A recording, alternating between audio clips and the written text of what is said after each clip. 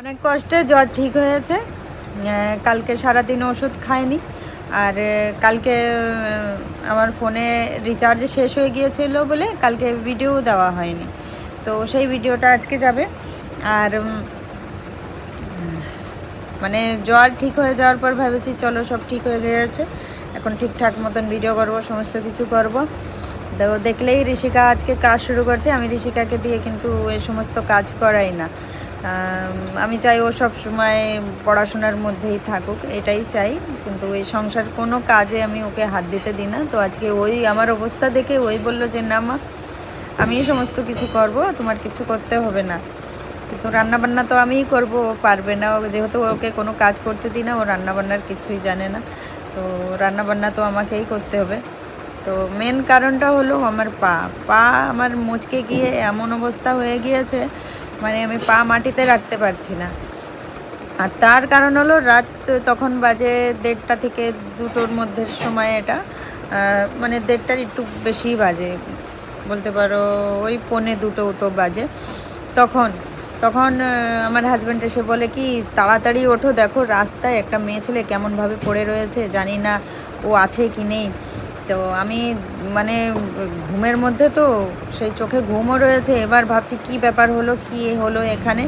আমি উঠেই মানে হাওয়ার মতন চলছি, সিঁড়ির থেকে নামতে গিয়ে পা আমার মুচকে যায়। আর যেমন তেমন না, বহুত জোরে মানে আওয়াজও হয়েছিল। মানে পায়ের মধ্যে হাড়ে কিছু হয়েছে কিনা তাও বলতে পারছি না। গিয়ে দেখি মেয়েটার অবস্থা খুব মানে খুব খারাপ ছিল, পুরো লালে লাল। আর রাস্তাও পুরো লালে লাল। মানে দেখে তো আমার গা হাত পা কাঁপা শুরু হয়ে গিয়েছে। আর সাইডে স্কুটি দাঁড়ানো রয়েছে, কিন্তু স্কুটির চাবি নেই। স্কুটির চাবি ও যার সাথে বেরিয়েছিল সে হচ্ছে ওর জামাইবাবু। স্কুটির চাবি নিয়ে দৌড়। মানে কি মানসিকতার লোকজন আমি বুঝতে পারছি না, যে একটা মেয়ে মরতে পড়েছে, তাকে নিয়ে কোথাও লোকের কাছে হেল্পও তো চাইতে পারে, কিন্তু সেই অবস্থায় ফেলে থুয়ে দৌড় দিয়ে গেছে। এবার ঋষিকার বাবা গিয়ে তো দেখে ও ধরতে পারছে না, মেয়েটা আবার একটু নেশায় ছিল, ও ধরতে পারছে না যে কি করব, ধরবো আবার কি বিপদে পড়বো না। তুরন্ত পুলিশকে ফোন করার পর পুলিশ নাই আসতে আসতে তার ফ্যামিলির লোক আসে। তারপরে জানা যায় যে যে ছেলেটা ওকে ফেলে থুয়ে গিয়েছে সে ওর জামাইবাবু হয়। তারপরে ওরা সবাই হসপিটালে নিয়ে যায়। আর এইদিকে আমার পায়ের অবস্থা খারাপ হয়ে গিয়েছে। সকালে উঠে তো মাটিতে পায়ে দিতে পারছিলাম না, মানে দিতে পারছি না, খুব কষ্টে হাঁটাচলা করছি। তো এই জন্যে ঋষিকা বলল যে সমস্ত কাজ আমি করব। তো ও টুকটুক করে করছে। আর আজকের ভিডিওটা এভাবেই শুরু করলাম, চলো সবাই দেখতে থেকো। আর আগে তো শরীর খারাপ, এখন এই যে পা নিয়ে মানে এটা একটা বাহানা করলে বাহানার পর বাহানা আমার জীবনে লেগেই থাকে। তাই ভাবলাম যে বাহানা করে ভিডিও বন্ধ করা যাবে না। যাই হোক, ভিডিওটা শুরুই করি। যেটুকু কাজ করব, যাই করব, আমাদেরকে দেখাবো আর কি। তো এই কারণে ভিডিওটা শুরু করলাম, যে ভিডিও বন্ধ করব না, ভিডিওটা চালুই রাখবো। সে ছোট বড় যাই করি না করি, প্রত্যেক দিন ভিডিও দিতেই থাকবো। তো যাই, এবার আগে ব্রাশ করি, ব্রাশ করে কিছু খেয়ে ওষুধ খেয়ে নিই, একটু ব্যথার ওষুধ খেয়ে নিই যাতে ব্যথাটা একটু কমুক। তারপর দেখি পায়ে কি কি করা যায় সেগুলো করি, ছ্যাঁকা ম্যাকা যা লাগে করি। রে বাবা, চলো সবাই দেখতে থাকো ভিডিও। টুসি খাতুন বোন জানতে চেয়েছেও যে ঋষিকার তো রেজাল্ট আউট হয়ে গিয়েছে, তো ঋষিকা কি করেছে। তো ঋষিকা 3rd ডিভিশন পাস করেছে। আর এর থেকে বেশি আমরা আশাও করি না, কারণ হচ্ছে পড়াশোনা তো খুব বেশি করেছে। আমি যেমনটা বলেছি যে ওকে সংসারের কোনো কাজ করতে দিই না, কোনো সময় মেয়ে হয়েছে বলে ওকে এটা বলি যে তোর এটা শিখতে হবে ওটা শিখতে হবে, সেটা আমরা কখনো করাই না। কিন্তু ওরে এই রেজাল্টের পেছনে কারণটা হচ্ছে ও বানান খুব বেশি ভুলভাল করে। আর যেটা আমরা সব সময় বলি যে এটা ঠিক করা, আমরা তো জানি যে ও কেমনটা বানান ভুলভাল করে। আর রেজাল্টটা এমনই হওয়ার কথা যেহেতু বানান ভুলভাল করে, তার বেশি আর কি বলবো। তো আসলে ছেলে মেয়ে যখন বড় হয়ে যায় তখন মায়েদের কথা, বাপ মায়েদের কথা ওদের খুবই খারাপ লাগে, সে যত ভালোই কথা হোক না কেন। তো এই সময়, বর্তমান সময়ে আমি আর পূজা ঋষিকার কাছে একটা শত্রুর মতনই। কারণ ওর ভালো চাইতে গিয়ে যা যা আমরা বলি, যা যা করতে বলি, সেটা ওর একদমই পছন্দের না। পড়াশোনা তো ও করে, কিন্তু পড়াশোনার সাথে সাথে যে জিনিসের তোমার ঘাটতি আছে সেটাও তো ঠিক করতে হবে। যেমন এই বানানটা ও কোনো সময় ঠিক করার চেষ্টা করে না। আর আমরা তো হিন্দি নিয়েই পড়াশোনা করেছি, তো বাংলার জ্ঞানটা কম আছে, যার কারণে ওকে বারে বারে বলি যে যে জিনিসটা তোর মধ্যে ঘাটতি আছে সেটা পরিপূর্ণ কর, না হলে কোনো দিনও রেজাল্ট ভালো হবে না। পাস করবে কি না করবে সেটা নিয়েও আমাদের সন্দেহ ছিল, কারণ ও খুব বেশি বানান ভুল করে।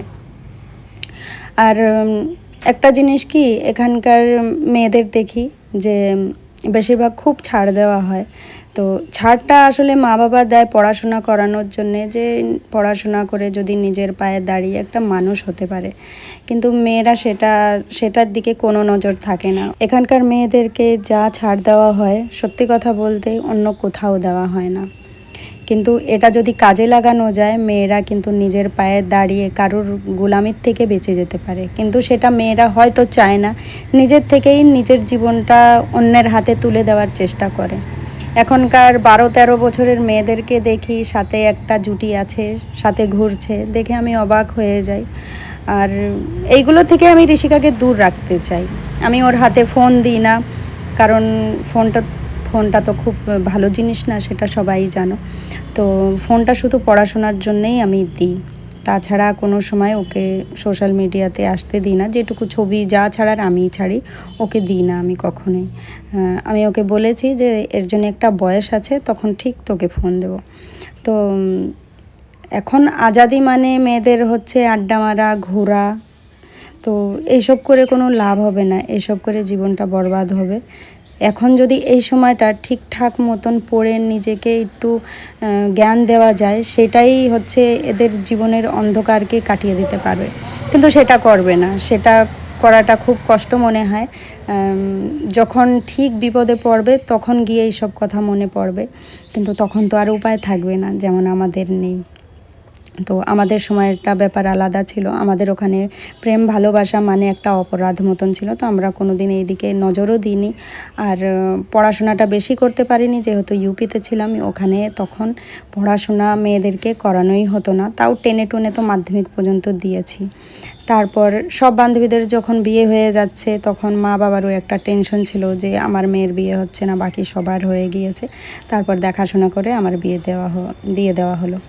যাই হোক, পরের বাড়ি এসে তো জানলাম যে পরের বাড়ির ভাতটা অত সস্তা না। তাই ভাবি যে মেয়েদেরকে একটু পড়িয়ে শুনিয়ে যদি নিজের পায়ে ওরা দাঁড়াতে পারে, পরের বাড়িতে তো সে যাবে, কিন্তু গুলামির জীবনটা হয়তো কিছুটা কম হয়ে যাবে।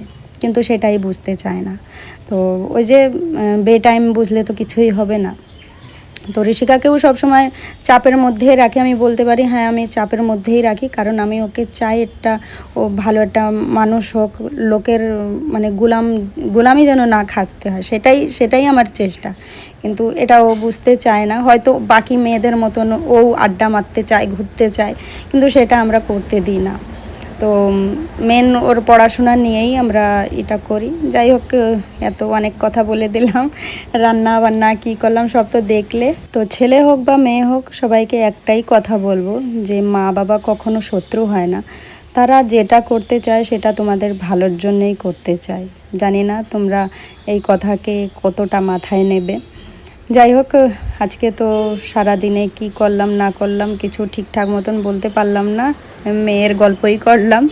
সন্ধ্যার সময় করেছিলাম একটু লেমন টি, তো সেটা আমি আর আদ্রিজা খাচ্ছি। এখন কদিন ধরে দুধ চা খেতে একদম মন চাইছে না, এই লেবু চাটাই ভালো লাগছে। যাই হোক, আমি আদ্রিজা খেয়ে নিচ্ছি। ওদিকে ভাত বসিয়ে দিয়েছি, মাঝে একটু লাইটও চলে গিয়েছিল। আর দুপুরের তরকারি সমস্ত কিছু আছে। পূজা করেছিল আলু বেগুনের তরকারি, সেটাও রয়েছে। কালকের ভিডিওতে তোমরা অনেক সুন্দর সুন্দর কমেন্ট করেছো আর আমাকে উইশ করেছো। তোমরা সবাই আমার ভিডিওটা দেখতে খুব বেশি ভালোবাসো। যাই হোক, এই যে প্রত্যেক দিনই তোমাদের সাথে ভিডিও শেয়ার করতে থাকবো, তোমরা সবাই দেখতে থেকো।